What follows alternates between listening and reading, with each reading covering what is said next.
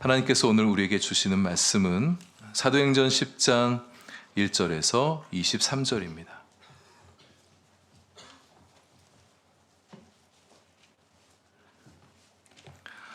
사도행전 10장 1절에서 23절까지의 말씀, 우리 말씀 봉독은 1절에서 16절까지 하겠습니다.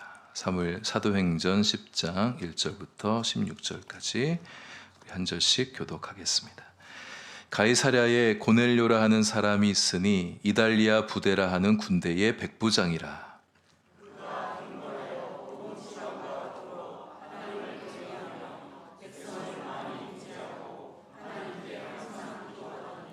하루는 제9시쯤 되어 환상 중에 밝히 봄에 하나님의 사자가 들어와 이르되 고넬료야 하니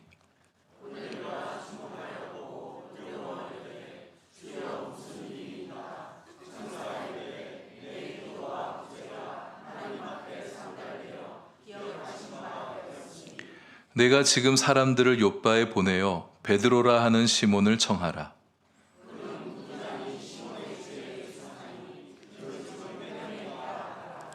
마침 말하던 천사가 떠나매 고넬료가 집안 하인 둘과 부하 가운데 경건한 사람 하나를 불러 이튿날 그들이 길을 가다가 그 성에 가까이 갔을 그때에 베드로가 기도하려고 지붕에 올라가니 그 시각은 제6시더라.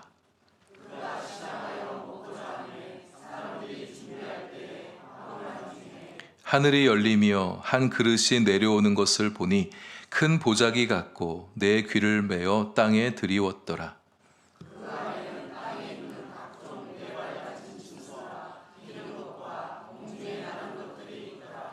또 소리가 있으되 베드로야 일어나 잡아 먹어라 하거늘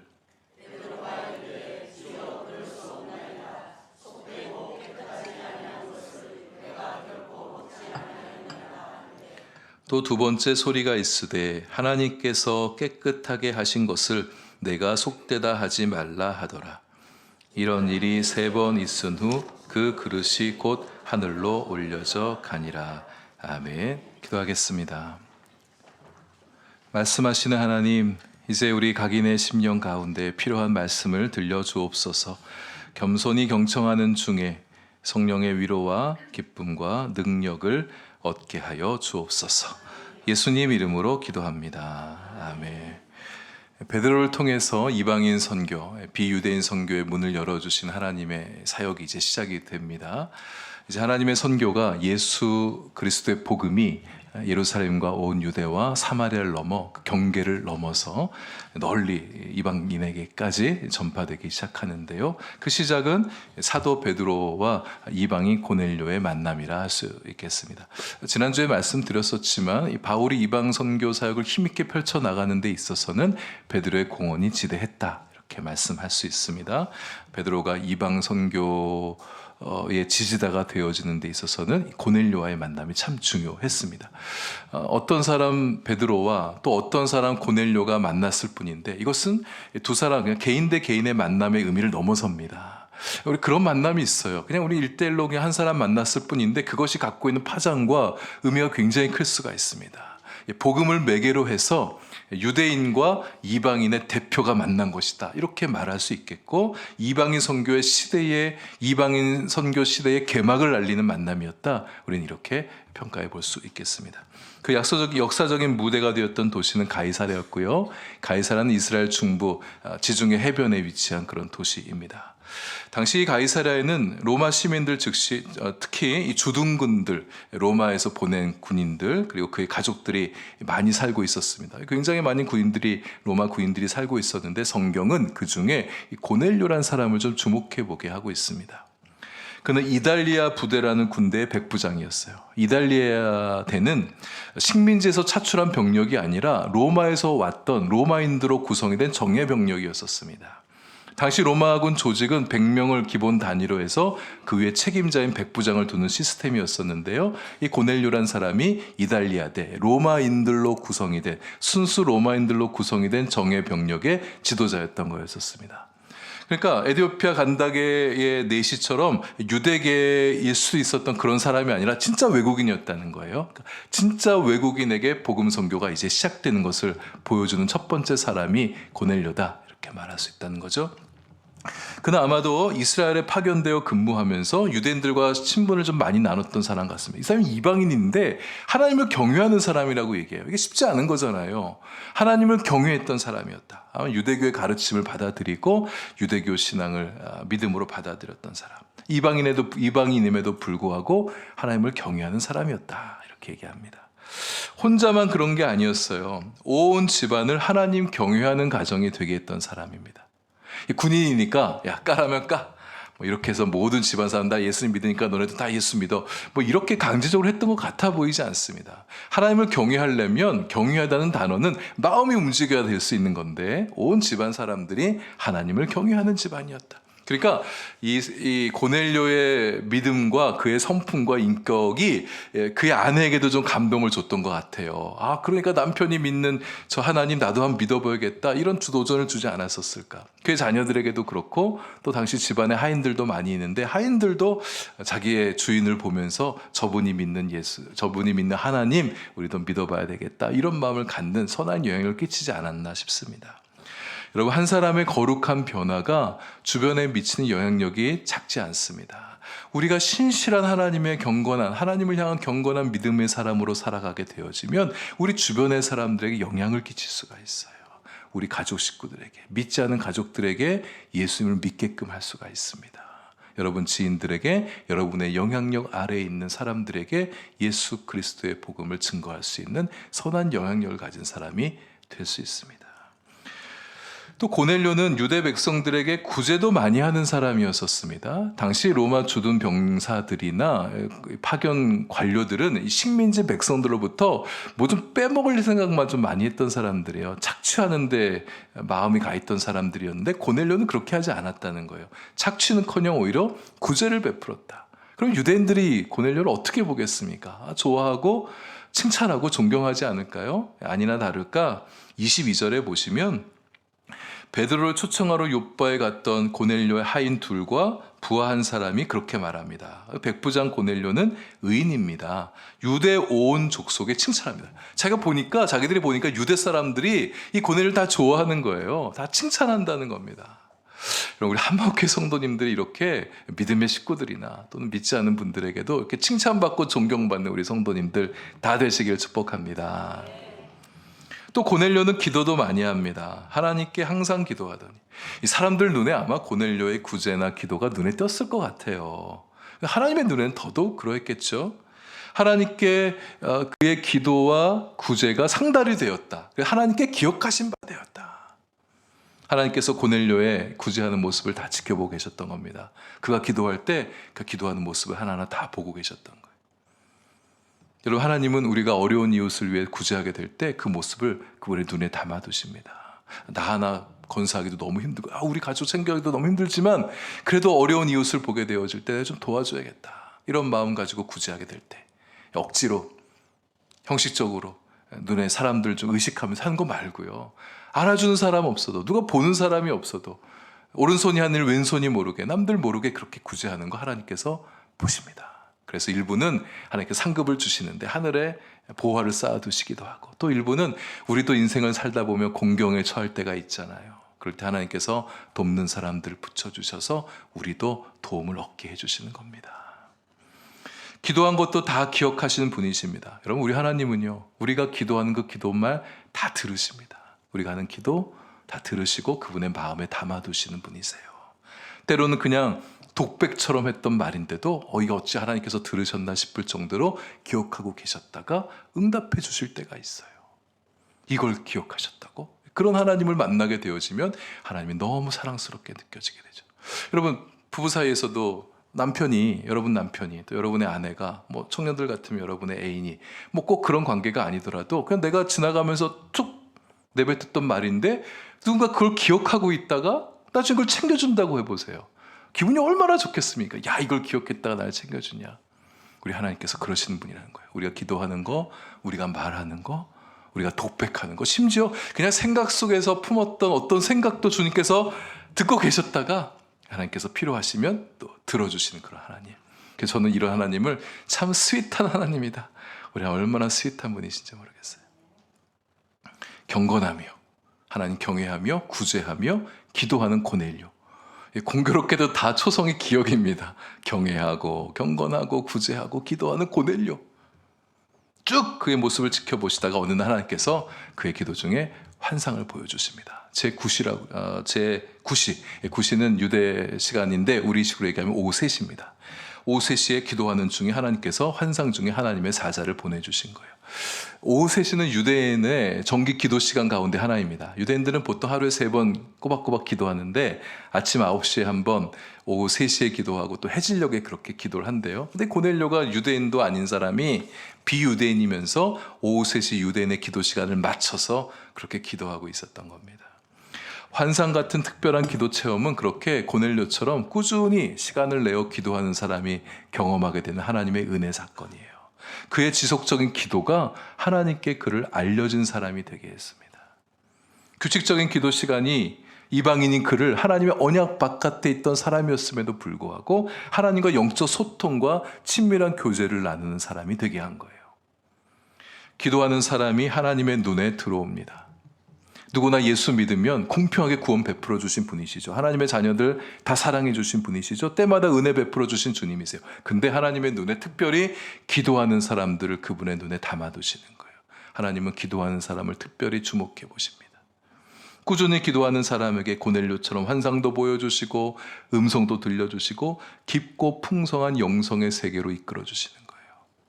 그분의 지혜도 열어주시고 능력도 내려주시고 하나님께서 하시고자 하는 일들을 보여주시기도 하는 겁니다. 그럼 우리도 그렇게 이렇게 좀 꾸준하게 지속적으로 기도하는 시간 한번 좀 가져보시면 어떻겠습니까?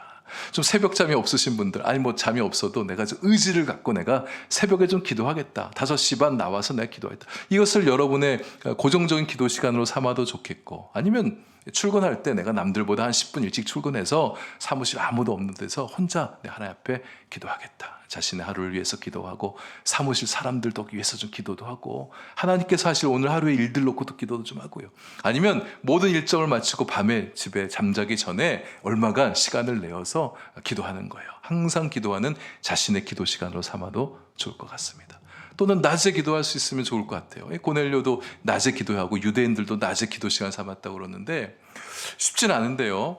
제가 존경하는 어떤 선배가 있습니다. 선배 목사님이 있는데 이분이 하루에 2번씩 기도하는 분이신데 새벽 기도 시간과 오후에 4시가 되어지면 고정적으로 기도하는 분이 있었어요. 근데 한때, 지금까지는 안 하신대요. 한때 그러셨는데 제가 궁금했어요. 뭐 오후에 기도하는 게 사실 쉽지 않잖아요. 근데 왜 하필 4시에 기도합니까? 그렇게 물었더니 이분이 하는 말이 자신의 하루의 영적 리듬을 쭉 살펴보니까 오후 4시가 되면 자신의 마음이 제일 풀어진대요. 제일 풀어지기 때문에 그 시간을 기도했다는 겁니다.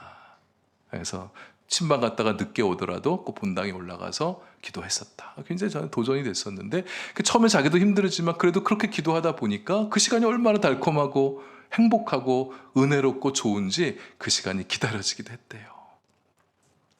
우리 교회 성도님들도 오후에 기도하러 오시는 분들 종종 있으십니다. 퇴근하고 교회 들러서 기도하고 가시는 성도님들도 있으세요.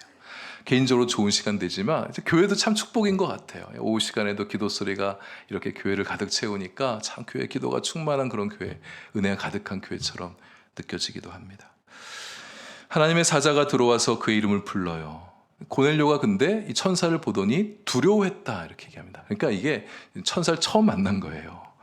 종종 이렇게 만난 경험이 있었더라면 하나님께서 고넬료가 부르게 되면 아나니아처럼 내 주의 종이 여기 있나이다 말씀하옵소서 이렇게 대답했을 텐데 제가 처음 있는 일인 거야. 그래서 뭐라고 대답합니까? 주여 무슨 일입니까? 당황스러워서 뭐죠? 뭔데요? 무슨 일인데요? 이렇게 얘기했던 거죠. 천사가 자기에게 나타날 줄 전혀 모르고 있었던 것 같아요. 깜짝 놀라 두려움에 떨고 있는 그에게 천사가 말하죠. 너의 기도와 구제가 하나님께 상달이 되었다. 이제 너에게 하나님께서 하실 일이 있는데 지시할 게 있는데 욥바로 가서 거기서 베드로라는 사람을 초청해라. 그러니까 베드로를 만나라. 얘기하시죠. 하나님께서는 고넬료가 예수 그리스도의 복음을 듣고 예수님을 영접하고 성령을 받고 온전한 구원을 이룬 사람이 되기를 원하셨던 거예요. 온전한 구원, 온전한 영생을 고넬료에게 선물해 주고 싶었던 것입니다. 이제 베드로 차례죠. 하나님께서 베드로의 마음을 움직이실 차례입니다. 고넬료의 기도에 감응하셨던 하나님께서 이제 베드로를 찾아가서 베드로를 준비시키는 거예요.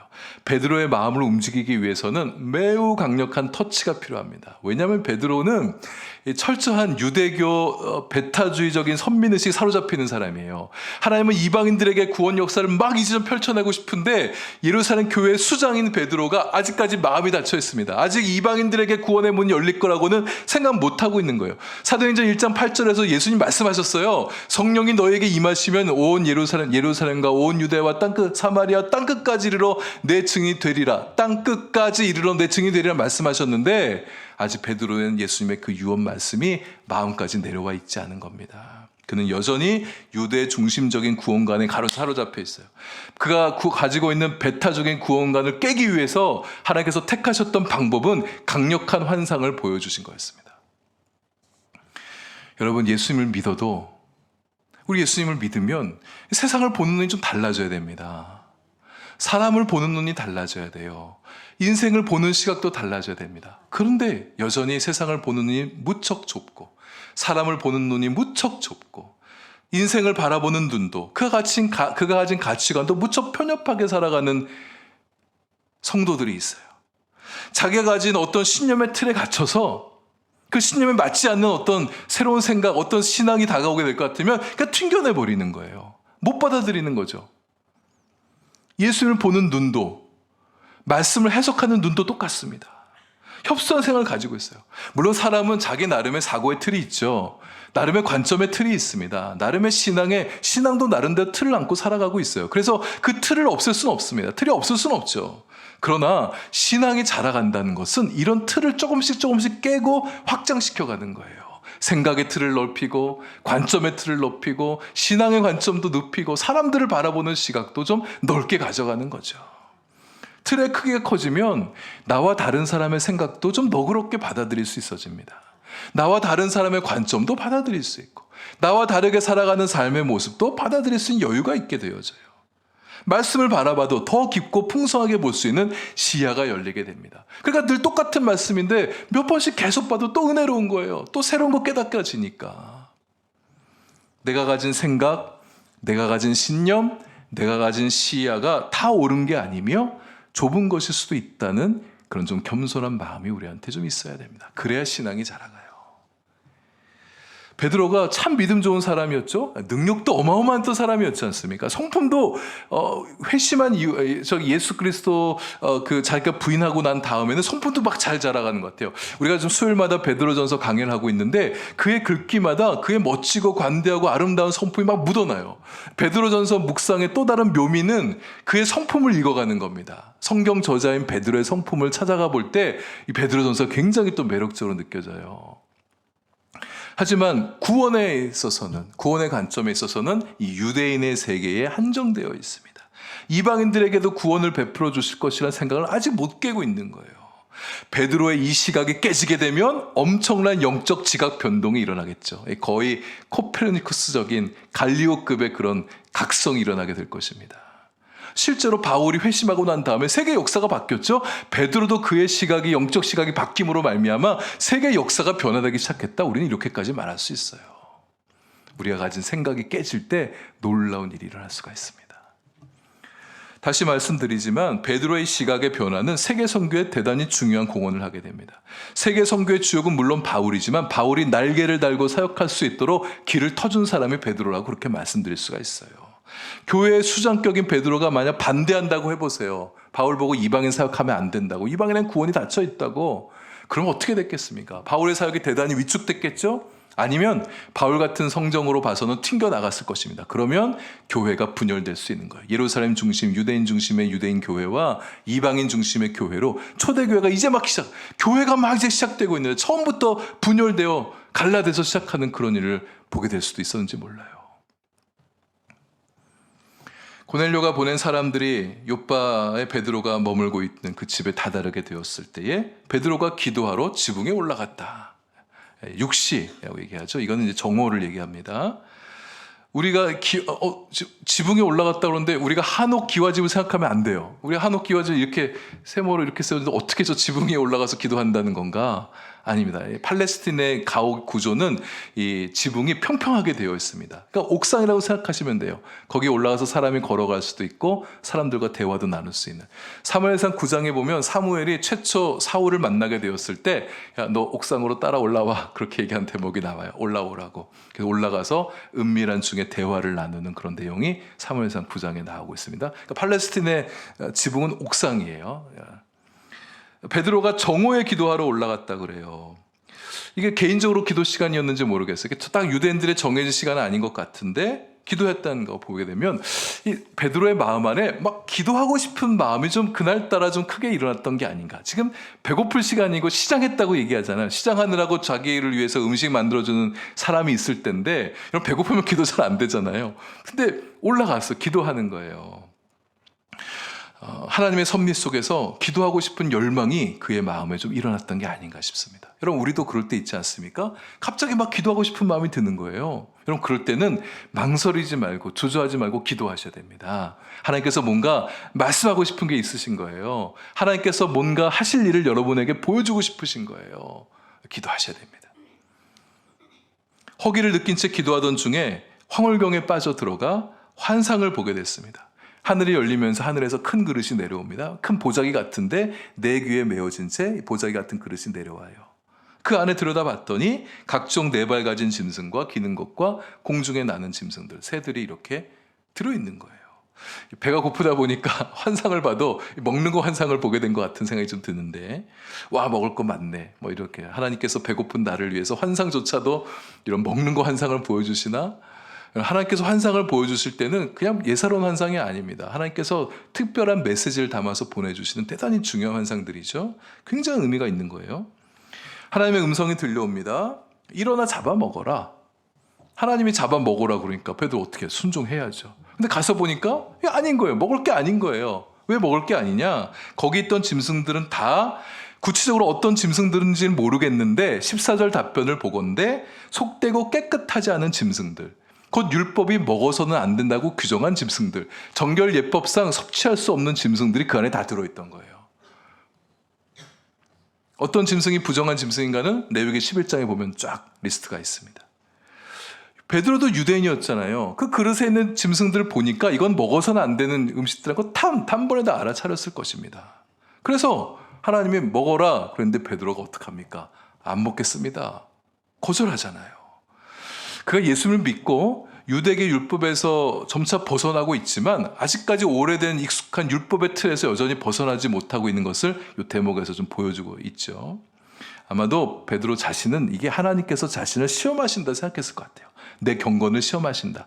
율법이 금한 음식을 네가 배고프다고 해서 먹나 안 먹나, 내가 먹으라고 한다고 해서 금한 음식인데 먹나 안 먹나 테스트한다. 뭐 이런 생각했는지 모르겠어요.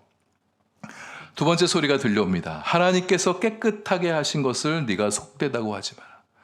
여러분 하나님께서 깨끗하게 하시면 그는 더 이상 속된 게 아닙니다. 하나님이 깨끗하게 하셨으면 더 이상 더러운 게 아니에요. 사람이 그를 두고 더럽다, 추하다, 속되다 이렇게 말하면 안 됩니다. 세 번이나 반복된 동일한 환상과 같은 음성을 듣게 된 베드로가 의아해하죠. 하나님 이거 왜 이런 거 보여주셨나? 복잡한 마음 가운데 고민에 빠져 들어갑니다. 여기서 부정한 짐승은 이방인을 비유합니다. 여러분 이렇게 생각할 수 있어요. 우리는 신앙 안에 오래 있어 놓으니까 아무렇지 않게 느껴지는데 이게 처음 보는 사람이면 하나님 이런 얘기를 들으면 하나님이 사람을 부정한 짐승에 비유해? 어떻게 사람을 짐승에다 그것도 부정한 짐승에 비유하나 이렇게 생각할 수 있는데 여러분 그렇게 생각하시면 안 됩니다. 우리 하나님 어떻게 사람을 부정한 짐승에 비유하시겠어요? 하나님께서 근데 뭔가 말씀을 하실 때는 말씀을 듣는 청취자들이 알아들을 수 있는 말로 말씀을 하셔야 이해할 수 있는 거잖아요. 우리가 이해할 수 있는 언어, 이해할 수 있는 개념을 들고 말씀해 주셔야 이게 무슨 뜻인지 알아듣지 않겠습니까? 당시 유대인들의 사고 속에서는 이방인들은 부정한 짐승처럼 여기고 있었습니다. 그렇게 비유가 알아듣는 거였었어요. 그래서 하나님께서 그런 비유를 통해서 말씀해 주시고 이제 그 생각을 깨트리도록 이끌어 가시는 거죠. 베드로가 그 부정한 짐승을 보면서 이방인을 바로 연상했는지는 잘 모르겠습니다. 성경에서 분명하게 우리가 읽기가 참 어려워요. 애매한 부분이 있습니다. 하지만 3번이나 동일한 환상과 음성을 보여주시고 들려주시니까 여기에는 하나님의 분명한 뜻이 있구나, 의지가 있구나, 그런 생각을 하게 됐죠. 그때 마침 딱 고넬료가 보낸 사람들이 베드로가 묵고 있던 무도장이 시몬의 집에 도착합니다. 그들이 물어요. 여기가 베드로가 유숙하고 있는 곳입니까? 근데 여러분, 이때 베드로가 이 두 사람을 찾아왔다는 것을 아직 모르고 있습니다. 왜냐하면 베드로는 지금 옥상에 있어요. 베드로가 환상에 대해서 한참 골똘히 생각에 잠겨 있을 때 성령이 말씀하시죠. 2 사람이 너를 찾아왔다. 의심하지 말고 내려가서 그 사람들 만나라. 그 사람들이 가자고 하는 대로 따라가라. 그들은 내가 보낸 사람들이다. 이렇게 얘기하죠. 기가 막힌 타이밍입니다. 제가 종종 말씀드리지만 우리 삶에 일어나는 여러 가지 우연스러운 일들에는 하나님의 손길이 미치고 있습니다. 우리가 좀 신앙생활 조금 이제 깊이 하시고 하나님을 향한 영적 감흥력이 높은 사람들은 그걸 알아요. 우연한 사건, 우연한 만남, 우연한 경험, 우연한 발견이 이게 그냥 그저 우연이 된 게 아니라 여기에 하나님의 손길이 있구나. 나에게 뭔가 말씀하시고 뭔가 하나님의 일을 만들어 가신 하나님의 손길이 담겨있다는 것을 압니다. 우리도 다 좀 그렇게 알았으면 좋겠어요. 여러분 삶에 경험되어지는 우연한 일들을 그냥 우연이 된 거지 이렇게만 치부하지 마시고 거기에 하나님의 어떤 메시지가 담겨있는 것은 아닌지, 나에게 주시고자 하는 어떤 의미가 있는 것인지 아닌지를 좀 영적인 시야를 열고 좀 들여다볼 수 있는 우리가 되면 좋겠습니다. 이런 굉장히 많은 의미가, 메시지들이 담겨있는 것을 발견할 수가 있어요. 이렇게 되면 우리 인생을 살아가는 게 좀 흥미로워집니다. 하나님께서 누구를 만나게 하시든 무엇을 경험하게 하시든, 물론 우리가 우리 인생에 좋은 것만 경험하진 않잖아요. 별로 마음에 안 드는 것도 경험하게 되지만 그 경험을 통해서 또 무엇을 보게 하시든 그것이 하나님의 일을 만들어가는 방식일진데, 내가 경험한 이 우연한 일에 도대체 어떤 의미가 있을까? 이것이 어떤 결과를 가져오게 될까? 기대감도 생기고, 그렇게 살아가다 보면은요, 우리 신앙 가운데 굉장히 중요한 언어임에도 불구하고 우리가 많이 잃어버린 게 있어요. 많이 희석해진 거, 약해진 게 있습니다. 그게 뭐냐? 경탄입니다. 우리가 하나님이 하신 일을 바라보면서 하나님의 경이로움을 느끼고 하나님 앞에 탄성을 올려드리며 하나님께서 하신 일들을 찬양하며 살아가는 게 우리의 부르심인데, 우리가 이런 경이로움을 많이 잃어버렸어요. 우리 삶이 너무 밋밋해졌어요. 너무 바쁘게 살아가고 늘 일상 속에 파묻혀 살아가고 그저 자기 욕망 속에 늘 살아가다 보니까 하나님께서 우리 인생 앞에 펼쳐 보여주신 그분의 새롭고도 풍성한 놀랍고 경이로운 일들을 감지하는 능력을 잃어버렸어요. 그래서 우리의 삶에 경험한 하나님의 놀라운 사건들을 바라보면서도 반응하지 않아요. 밋밋해요. 회복하셔야 됩니다. 하나님께서 우리 삶에 가져다 준 작은 일조차도 감탄하고 경이롭게 느끼고 찬양할 수 있는 그런 신앙이 우리 안에 회복되어지게 될 때 하나님을 향한 믿음이 우리가 쏙 깊어지게 되고 우리의 삶이 하나님이 주신 귀한 선물이라는 것이 느껴지게 되는 거예요. 성령의 말씀을 듣고 내려가 자기를 찾아온 사람들을 만나죠. 내가 당신들이 찾는 사람들인데 무슨 일로 오셨습니까? 자초지에 쭉 들려줘요. 고넬료가 이런 사람인데 천사의 지시를 받아서 당신을 찾아왔습니다. 오셔서 당신이 하는 말을 들려주세요. 이렇게 되니까 이제 자신의 환상의 의미도 깨닫게 되어지고 성령께서 따라가라 하신 말씀도 무슨 말인지 알게 되어지고, 이방인들 중에도 나의 말을 들으려는 사람이 있구나, 들을 준비가 되어 있는 사람이 있구나, 예수 그리스도의 복음을 들을 준비가 되어 있는 사람이 있구나, 이제 베드로가 깨닫게 되는 거죠. 그들을 불러다가 하룻밤 재우고 그 다음날 같이 따라가죠. 베드로에게 보여주신 이 환상은 이방인에 대한 하나님의 마음을 보여주시는 거예요. 이제까지 유대인들은 이방인들을 부정한 짐승처럼 매도했습니다. 이제 그러지 말라는 거예요. 베드로, 너도 그러면 안 된다는 거예요. 네가 먼저 달라져야 된다는 거예요.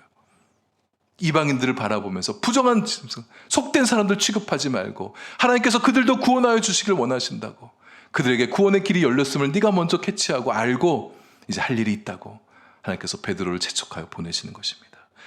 저들은 구원받지 못할 사람이야. 선 긋지 말라는 거예요. 하나님께서 우리에게는 이런 환상을 보여주진 않았지만 이런 말씀을 통해서 우리에게 깨닫게 해주십니다. 하나님께서 구원하시기로 결정한 사람이 있는데 우리가 함부로 편견을 가지고 판단하지 말라는 거예요. 저 사람은 구원 못 받을 사람이야. 저 사람도 안 돼. 여러분, 우리가 은연중에 그런 마음을 가질 수가 있습니다. 특히 좀 나쁜 사람들 보면 나쁜 사람 구원받으면 안 된다는 마음이 우리 안에 있는지도 몰라요. 근데 여러분, 그렇게 따지면 바울 어떡합니까? 바울 진짜 나쁜 사람이었어요. 예수 믿는 사람들 붙잡고 감옥에 가두고 얼마나 괴롭혔습니까? 나쁜 사람이에요. 저런 사람 구원받으면 안 되잖아요. 저 사람은 복음을 전해도 듣지 않을 것 같다. 막 얼굴이 막 무섭게 생겼어. 덩치도 이렇고 문신 막. 저런 사람은 예수님 아마 전해도 싫어할 거야. 건들기만 해 말만 붙여봐 그냥. 뭐 이런 마음 갖고 있는 사람인 것 같아. 부끄럽게도 제가 그랬습니다. 제가 대학 때 속해 있는 선교단체에서 전도 이렇게 자주 나갔는데 제가 딱 다니면서 골라서 전도했던 사람이에요. 부끄럽습니다. 무섭게 생긴 사람, 나보다 세 보이는 사람, 인상 험악하게 생긴 사람 제가 피해서 전도를 안 했어요. 무서워서 못했어요. 착하게 생긴 사람들, 내가 말하면 잘 들어줄 것 같은 사람만 붙잡고 전도했던 부끄러운 과거가 있었습니다. 저 사람은 독실한 불교 신자야. 저 사람이 이단에 빠진 사람이야. 나 틀렸어. 어떻게 저 사람이 구원받을 수 있어? 아니에요. 여러분, 독실한 불교 신자도 예수님 믿고 돌아온 사람 얼마든지 있습니다. 이단에 빠졌던 사람도 돌아와서 회개하고 주님께로 돌아와서 얼마나 많이 있는지 몰라요. 우리가 먼저 포기해서는 안 돼요. 디모데전서 2장 4절에 하나님은 모든 사람이 구원받기를 원하고 모든 사람이 진리를 알기 원한다고 말씀하셨잖아요. 그래서 우리는요, 우리 눈에 보이는 사람을 두 부류로 생각하셔야 됩니다. 먼저 예수님 믿고 이미 예수님 믿고 구원받은 사람, 그리고 장차 예수님 믿고 구원받게 될 사람. 지옥 갈 사람, 천국 갈 사람, 구원받은 사람, 심판받을 사람을 구분하는 게 아니라 우리의 시각에서는 하나님은 하나님대로 하실 거고 우리의 시각에서는 구원받은 사람과 장차 구원받을 사람, 이미 예수님 믿어 행복한 인생 살아가는 사람과 이제 주님 안에 들어올 사람, 이렇게 바라보면 우리가 전도하는 그 마음 자세가 달라지게 될 거예요. 다음 주에 이제 베드로와 고넬료 만난 이야기를 나눕니다. 다음 주일이 긴 연휴의 중간이라 좀 걱정이 돼요. 지금 많이들 오셨는데 또 명절이라고 또 못 오시면 좀 말씀 좀 쭉 들어야 이게 흐름이 깨지지 않을 텐데, 여러분 그래서 조금 바쁘시더라도 다음 주 영상으로 업로드된 설교 들어주시면서 베드로와 고넬료의 만남에서 무슨 일이 있었는가 한번 설교라도 영상으로라도 꼭 청취해 주셨으면 좋겠습니다.